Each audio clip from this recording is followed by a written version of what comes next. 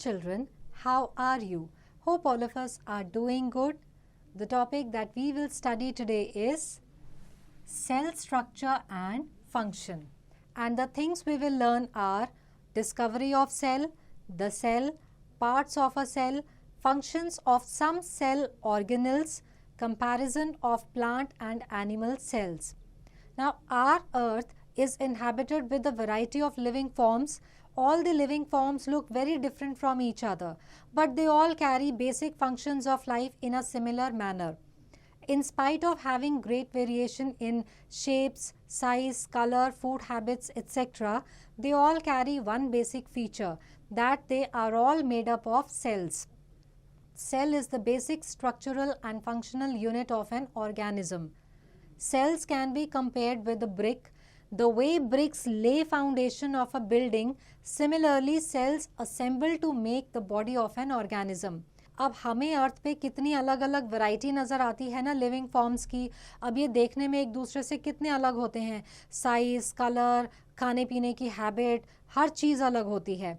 लेकिन फिर भी इन सभी लिविंग ऑर्गेनिजम्स की जो बॉडी है उनके बेसिक फंक्शंस जो हैं वो सिमिलर होते हैं.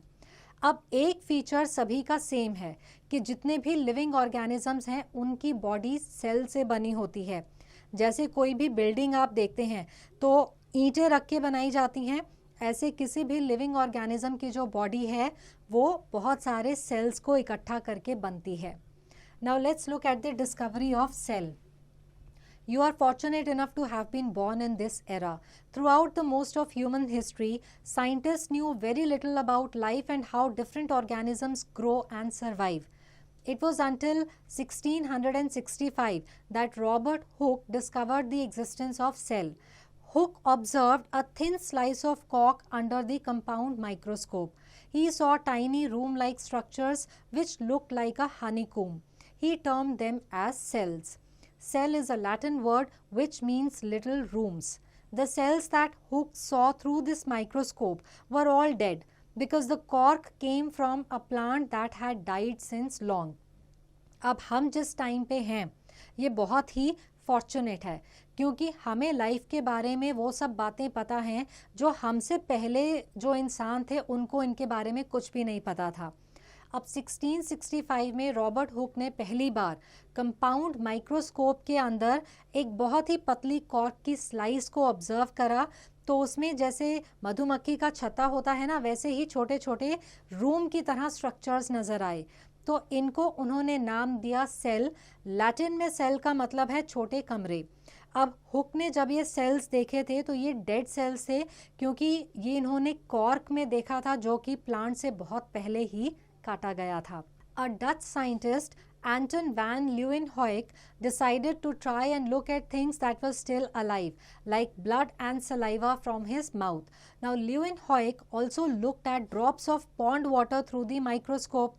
Today, we know many things about the cells due to the advancement in science and technology. We have improved microscopes which can give the details of even very minute structures. Scientists have developed the cell theory. तो एंटन van Leeuwenhoek थे जिन्होंने सबसे पहले living cells को observe करा. उन्होंने अपने मुंह से सलाइवा और ब्लड के ड्रॉप्स और पास में किसी पॉन्ड के वाटर के ड्रॉप्स को माइक्रोस्कोप में स्टडी किया तो लिविंग सेल्स देखे. अब आज जितनी साइंस तरक्की कर चुका है वो सिर्फ साइंस में और टेक्नोलॉजी की एडवांसमेंट की वजह से है. हमारे पास इम्प्रूव्ड माइक्रोस्कोप्स हैं जो बहुत ही छोटे से छोटे स्ट्रक्चर को बड़ा डिटेल में हमें देखने में मदद करते हैं. Now let's see what is the cell theory. Now this theory states the following postulates. All living things are made up of cells. Cells are the basic units of structure and function in living things. Living cells are formed only from other living cells. तो cell theory क्या बताती है कि जितनी भी living things हैं सभी cell से बने हैं. सेल जो है एक बेसिक स्ट्रक्चर है किसी भी लिविंग थिंग के जीने का और फंक्शन करने का, और लिविंग सेल्स जो हैं वो दूसरे लिविंग सेल से ही फॉर्म होते हैं. Now let us look at the cell. किसी भी ऑर्गेनिज्म का जो बेसिक स्ट्रक्चरल यूनिट है वो सेल है. लिविंग ऑर्गेनिज्म देखने में एक दूसरे से अलग अलग होते हैं लेकिन सभी सेल से बनते हैं. Now you must be amazed to know that cells control every single function of the human body and also human characteristics like height and hair color etc. तो किसी भी ह्यूमन बॉडी के जो कैरेक्टरिस्टिक्स हैं जैसे कि हाइट, हेयर कलर, ये हमारे सेल्स कंट्रोल करते हैं और हमारे बॉडी का जो भी कोई फंक्शन होता है वो भी सेल्स कंट्रोल करते हैं. Have you ever notice the egg of a hen? The egg of a hen represents a single cell and is big enough to be seen without a microscope, but other cells need a magnifying glass. A microscope magnifies the object and makes things visible to our eyes which otherwise are not visible. तो जो एक मुर्गी का अंडा है वो भी एक सिंगल सेल है, लेकिन वो उतना बड़ा है कि हम बिना माइक्रोस्कोप के या मैग्नीफाइंग ग्लास के उसको देख सकते हैं, लेकिन बाकी जो सेल्स हैं उनको देखने के लिए हमें माइक्रोस्कोप की ज़रूरत पड़ती है, नहीं तो हम उन्हें नहीं देख सकते. Organisms show variety of cell number, shape and size. अब हम सेल को माइक्रोस्कोप के अंदर ऑब्जर्व या उसके नीचे ऑब्जर्व कर सकते हैं. अलग अलग टाइप के सेल्स को अलग अलग साइंटिस्ट ने ऑब्जर्व किया है और बहुत सारी चीज़ों की ऑब्जर्वेशंस हमें बताई हैं.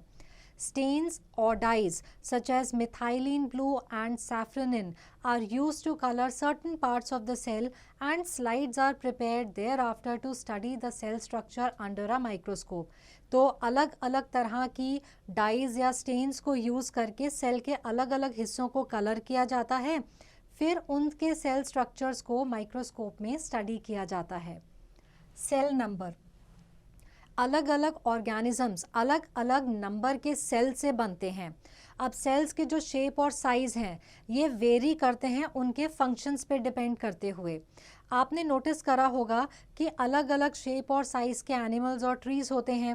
Now can you predict the number of cells a banyan tree or a giraffe has? They have millions of cells. Human beings also have millions of cells in their body to perform different functions. So based on the number of cells, the organisms can be classified into unicellular or multicellular organisms. तो अलग अलग तरह के जो life forms हैं, पेड़ हैं, जानवर हैं, ह्यूमन बींग्स हैं, सब जो हैं अलग अलग नंबर ऑफ सेल से बने हुए हैं.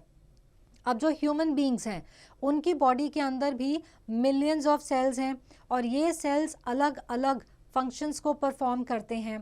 अब डिपेंड करता है कि किसी भी ऑर्गेनिज्म में कितने सेल्स हैं, उसके बेसिस पे जो क्लासिफिकेशन है ऑर्गेनिजम्स की वो होती है यूनिसेल्युलर और मल्टीसेल्युलर ऑर्गेनिजम्स.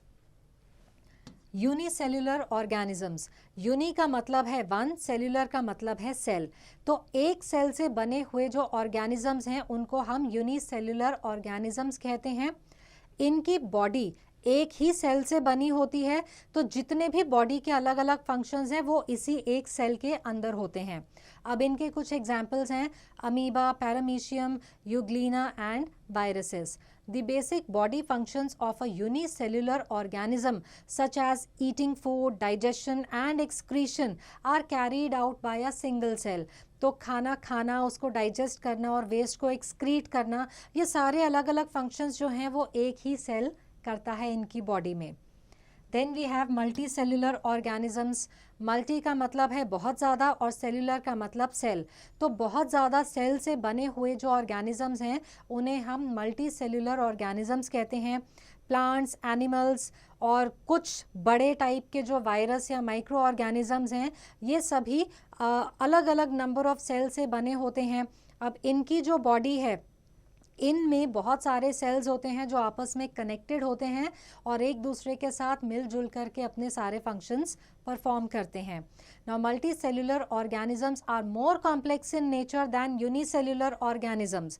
अब क्योंकि मिलियंस ऑफ इंडिविजुअल सेल्स हैं वो इकट्ठे मिल करके ये एक कॉम्प्लेक्स ऑर्गेनिज्म बनाते हैं.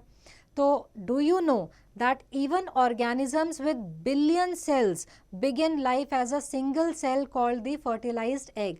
तो जो भी ऑर्गेनिज्म है चाहे उसकी बॉडी में बिलियंस ऑफ सेल्स हों वो भी शुरुआत में सिर्फ एक सेल से शुरू होते हैं जिसे हम फर्टिलाइज्ड एग कहते हैं.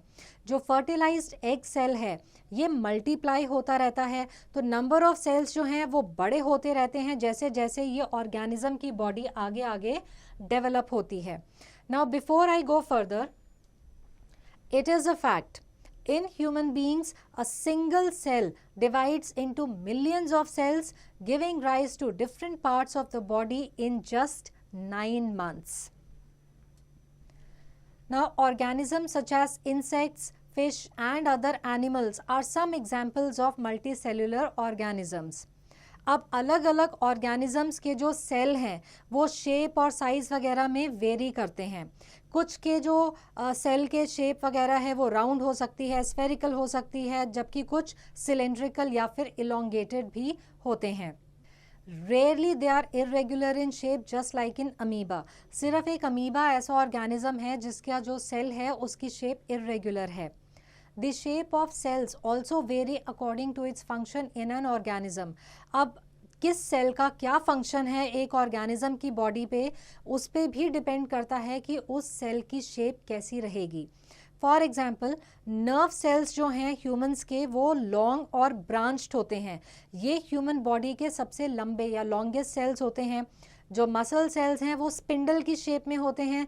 इस फीचर से जो मसल्स हैं वो पुल और पुश का काम आसानी से कर सकते हैं. जो स्किन सेल्स हैं वो फ्लैट होते हैं शेप में ताकि वो ज़्यादा जगह को कवर कर सकें या एरिया को कवर कर सकें. जो वाइट ब्लड सेल्स हैं ह्यूमंस के वो भी एक एग्जाम्पल हैं सिंगल सेल्स के जो अपना शेप को चेंज कर सकते हैं. जो रेड ब्लड सेल्स होते हैं ये ओवल और बाइकॉनकेव होते हैं शेप में ताकि ये ज़्यादा से ज़्यादा ऑक्सीजन को कैरी कर सकें. Now it is a fact the stem cells found in all multicellular organisms have the ability to give rise to any type of cell. Nowadays, it is used in medical science. Now think. State one similarity and one difference between amoeba and WBC or the white blood cell. Now let's look at the size of cells. Cells के जो size हैं वो अलग अलग living form में अलग अलग होते हैं और ये डिपेंड करते हैं इनका साइज़ वगैरह कि इन सेल्स का फंक्शन क्या है. सेल्स जनरली बहुत ही छोटे होते हैं और नेकेड आई से हम इन्हें नहीं देख सकते, लेकिन कुछ सेल काफ़ी बड़े होते हैं साइज़ में और हम उन्हें अपनी नेकेड आई से देख सकते हैं. जैसे कि एक ऑस्ट्रिच का अंडा, ये 170 मिलीमीटर इंटू 130 मिलीमीटर साइज़ का होता है और ये सबसे बड़ा एनिमल सेल कहलाया जाता है. The smallest cell is PPLO, that is pleuropneumonia like organism, और mycoplasma, a genus of bacteria which is 0.1 micron in size. Human body में जो नर्व सेल है वो सबसे बड़ा होता है साइज़ में और ये 1 मीटर से ज़्यादा का भी हो सकता है, जबकि जो रेड ब्लड सेल्स हैं वो सिर्फ 7 माइक्रोमीटर्स के साइज़ में हमें नज़र आते हैं.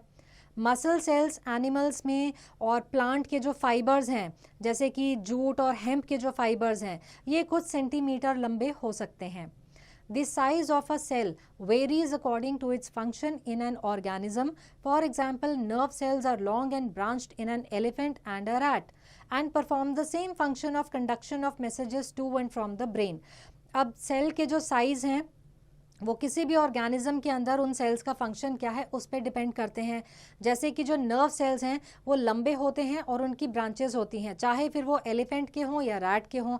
इनका फंक्शन तो सेम है कि ब्रेन से बॉडी के अलग अलग हिस्सों तक मैसेजेस को पहुंचाना.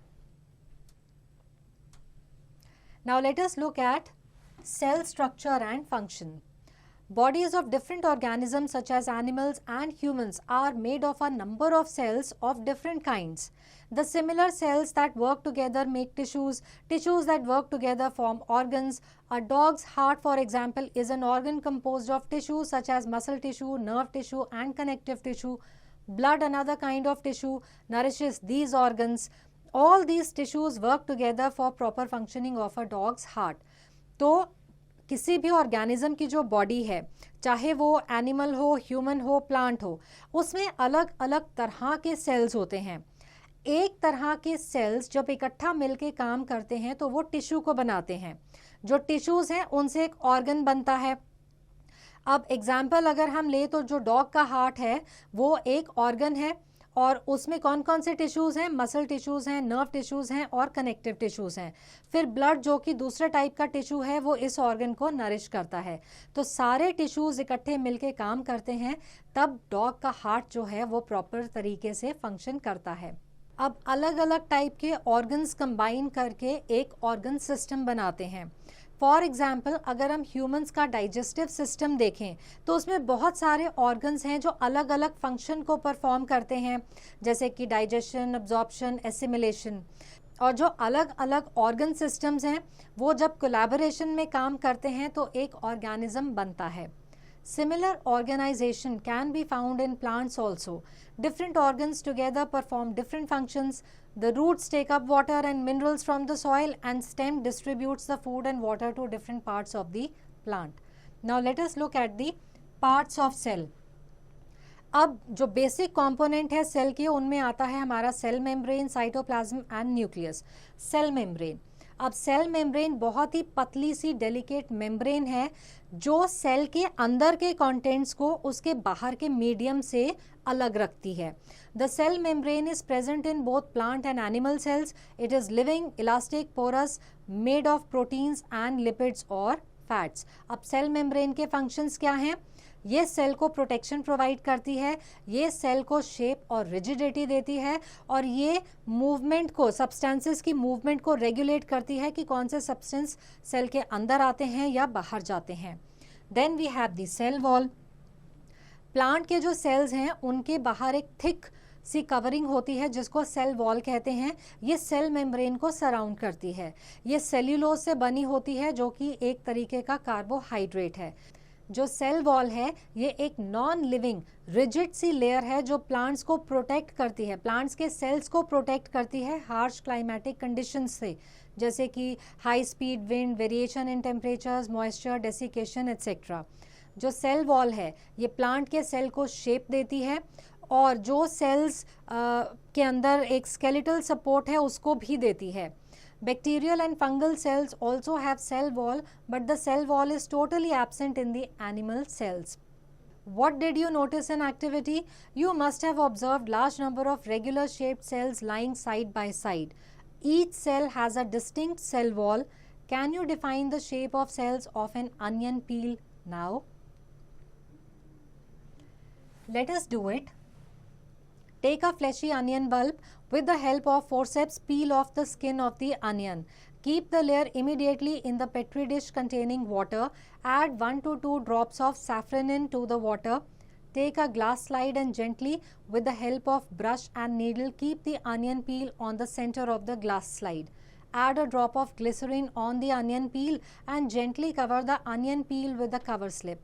Observe it under a compound microscope. Record your observations. Now we come to cytoplasm. Cell का वो पार्ट जो सेल मेम्ब्रेन और न्यूक्लियर मेम्ब्रेन के बीच में होता है उसको हम साइटोप्लाज्म कहते हैं। Now the cytoplasm consist of the matrix and the organelles. इसमें मैट्रिक्स और ऑर्गेनल्स होते हैं। मैट्रिक्स जो है transparent semi fluid gel like substance होता है। इसके अंदर बहुत सारे सब्सटेंसेस होते हैं जैसे कि water, carbohydrates, proteins, fats and mineral salts. जो सेल ऑर्गेनल्स हैं ये अलग अलग स्ट्रक्चर्स हैं जो सेल के अंदर होते हैं और अलग अलग फंक्शंस को परफॉर्म करते हैं। The cell organelles are found embedded in the cytoplasm. They have definite shape, structure and function. All the metabolic activities of the cell such as synthesis, secretion, digestion and energy generation are performed by the different cell organelles. तो cell के जो अलग अलग activities होती हैं वो ये cell organelles करते हैं। The cell organelles present in the cytoplasm are mitochondria, ribosomes, endoplasmic reticulum, Golgi bodies, etc. Cell organelles को हम इलेक्ट्रॉन माइक्रोस्कोप के थ्रू ही देख सकते हैं और ये जैसे पहले कहा था अलग अलग फंक्शंस जैसे कि synthesis, secretion, digestion, energy generation, ये सब फंक्शंस जो हैं अलग अलग सेल ऑर्गेनल्स परफॉर्म करते हैं। Now we come to nucleus. ये एक प्रोमिनेंट स्फेरिकल या फिर ओवल शेप का स्ट्रक्चर है जो सेल के सेंटर में मौजूद रहता है। इसको हम ब्रेन ऑफ द सेल भी कहते हैं। It acts as the controlling centre of a cell and regulates all the metabolic and hereditary activities of the cell. ये रेगुलेट करता है सेल के मेटाबॉलिक एक्टिविटीज और हेरिडिटरी एक्टिविटीज को। इसका जो कंटेंट है लिविंग सेल का, उसको हम प्रोटोप्लाज्म कहते हैं। प्रोटोप्लाज्म में साइटोप्लाज्म होता है और न्यूक्लियस होता है। तो जो लिविंग कंटेंट है सेल का, उसके अंदर न्यूक्लियस होता है। न्यूक्लियस में एक न्यूक्लियर मेम्ब्रेन होती है, बीच में न्यूक्लियोप्लाज्म होता है, न्यूक्लियोलस होता है और क्रोमेटिन नेटवर्क भी होता है। Now what is a nuclear membrane? ये एक डबल लेयर की मेम्ब्रेन है जो न्यूक्लियोप्लाज्म को साइटोप्लाज्म से सेपरेट करती है। It has minute pores which allow selective transfer of material between the nucleoplasm and the cytoplasm. अब ये जो न्यूक्लियर मेम्ब्रेन है, इसके अंदर की जो स्पेस है वो एक clear semi solid granular substance या फिर मैट्रिक्स से फिल्ड रहती है, जिसको हम न्यूक्लियोप्लाज्म कहते हैं। जो न्यूक्लियोलस और क्रोमेटिन नेटवर्क है वो इस न्यूक्लियोप्लाज्म के अंदर सस्पेंडेड होता है। Now what is nucleolus? ये एक डेंस स्फेरिकल ग्रैन्यूल है जो कि न्यूक्लियस के अंदर मौजूद रहता है। इसमें आरएनए यानी कि राइबो न्यूक्लिक एसिड होता है। ये रिस्पॉन्सिबल होता है साइटोप्लाज्म के अंदर प्रोटीन सिंथेसिस के लिए। Now there are very fine thread like coiled filaments uniformly distributed in the nucleoplasm called chromatin fibers. At the time of cell division, the chromatin becomes thick and ribbon-like and are known as chromosomes. तो जब cell division होनी होती है तो ये जो chromatin fibres हैं ये थिक हो जाते हैं और रिबन की तरह हो जाते हैं, तब इनको क्रोमोसोम कहा जाता है। क्रोमोसोम्स के अंदर होते हैं जीन्स। ये बने होते हैं डीएनए से, which is deoxyribo nucleic acid. अब ये जीन्स रिस्पॉन्सिबल होते हैं कि जो कैरेक्टरिस्टिक्स पेरेंट से उनके ऑफस्प्रिंग्स या बच्चों में ट्रांसफर होते हैं उसके लिए। Genes are meant for storing and transmitting hereditary characteristics from one generation to another. A gene is the functional unit of a chromosome. Genes जो हैं they are arranged in single linear order along the chromosome.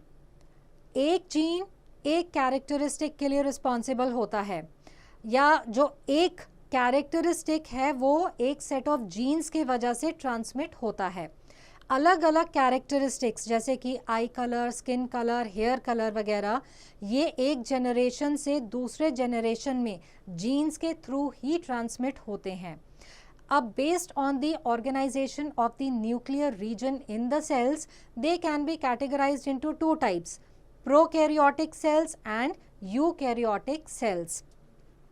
Late us look at the prokaryotic cells. Pro का मतलब primitive, carrion का मतलब nucleus. तो वो sales जिनके अंदर न्यूक्लियर मेम्ब्रेन वेल ऑर्गेनाइज्ड नहीं है, न्यूक्लियर रीजन जो है वो न्यूक्लियर मेम्ब्रेन से सराउंडेड नहीं है, इसलिए वो साइटोप्लाज्म से डायरेक्ट कांटेक्ट में है, तो उसको प्रोकैरियोटिक सेल कहा जाता है। इसमें जो जेनेटिक मटेरियल है वो न्यूक्लियोइड के अंदर स्कैटर्ड होता है। जो ऑर्गेनेल्स प्रेजेंट होते हैं उनकी भी मेम्ब्रेन नहीं होती। Thus, the cells which possess this type of nucleus are known as prokaryotes, such as blue-green algae. Now we come to eukaryotic cells. U का मतलब होता है true, कैरियन का मतलब न्यूक्लियस। तो ये वो सेल्स हैं जिनके अंदर का न्यूक्लियर रीजन वेल ऑर्गेनाइज्ड है। इनका जो न्यूक्लियस है उसके आसपास इर्द गिर्द न्यूक्लियर मेम्ब्रेन होती है। जो ऑर्गेनल्स प्रेजेंट होते हैं यूकैरियोटिक सेल्स में, उनमें भी मेम्ब्रेन होती है उनके सब में। The organisms which have these types of cells are called eukaryotes. So cells of plants, animals and fungi are some examples of eukaryotic cells. Now let us look at the functions of some cell organelles. Mitochondria, ये बहुत ही छोटे spherical या rod shape के organelles होते हैं।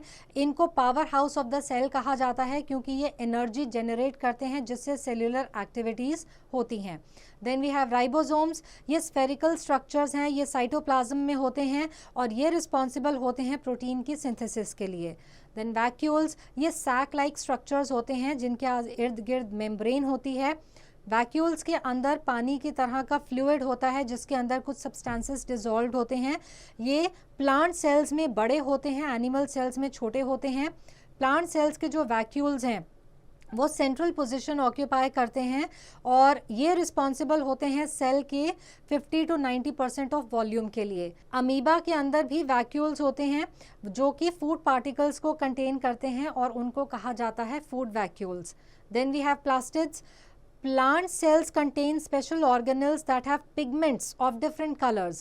These are called plastids. तो plant cells में जो pigment वाले colors होते हैं उनको plastids कहा जाता है। ये plant cell के सबसे बड़े organelle होते हैं। इनके color पे based plastids जो हैं वो 3 टाइप के होते हैं, क्लोरोप्लास्ट, क्रोमोप्लास्ट एंड ल्यूकोप्लास्ट। जो क्लोरोप्लास्ट हैं उनके अंदर ग्रीन कलर के प्लास्टिड्स होते हैं। अब ये ग्रीन कलर होता है क्लोरोफिल की प्रेजेंस की वजह से। Do you remember the function of chlorophyll in green plants? Now we come to chromoplast. ये येलो, रेड या फिर ऑरेंज कलर के होते हैं। ये फ्लावर्स को, फ्रूट्स को और वेजिटेबल्स को कलर प्रोवाइड करते हैं। Then we have leucoplast. ये कलरलेस प्लास्टिड्स होते हैं जो कि प्लांट के अंदर फूड को स्टोर करके रखते हैं, जैसे कि पोटैटो में। Now let us look at comparison of plant and animal cells. Now you have studied about the basic structure of a typical cell. Now you know that the cells of different organisms have similar structure and common organelles. They also perform similar functions. For example, the mitochondria provides energy and the nucleus controls all the activities of a cell. However, the cells in the animals and plants show some differences too. So you have studied some of them earlier. Can you recall? तो आपने इतना तो जान लिया कि जो एक typical cell है उसका अंदर के जो ऑर्गेनल्स हैं उनका लगभग जो फंक्शन है वो सिमिलर होता है। और ये सेल्स जो हैं प्लांट्स, एनिमल्स में ऑलमोस्ट सिमिलर होते हैं, जैसे कि सेल्स के अंदर माइटोकॉन्ड्रिया एनर्जी देते हैं, न्यूक्लियस सेल की सारी एक्टिविटीज़ को कंट्रोल करता है। लेकिन एनिमल और प्लांट सेल्स में कुछ कुछ डिफरेंसेस भी होते हैं। Now let us look at the differences between animal cells and plant cells. Animal cells, the outermost membrane of an animal cell is cell membrane or plasma membrane.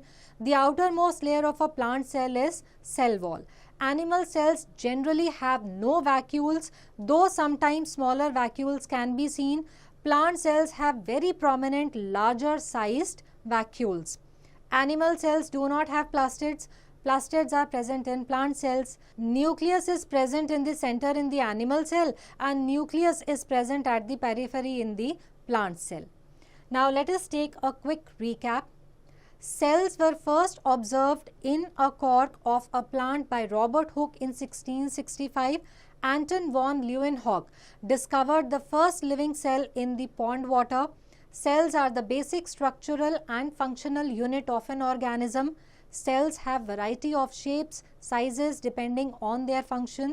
The number of cells varies from organism to organism. Some cells are big enough to be seen with the naked eye, like hen's egg is an example. Some organisms are single-celled while others contain large number of cells. All the basic functions are performed by single cell in the unicellular organisms and a variety of cells in the multicellular organisms. Cells without a well-organized nucleus and nuclear membrane are called prokaryotic cells.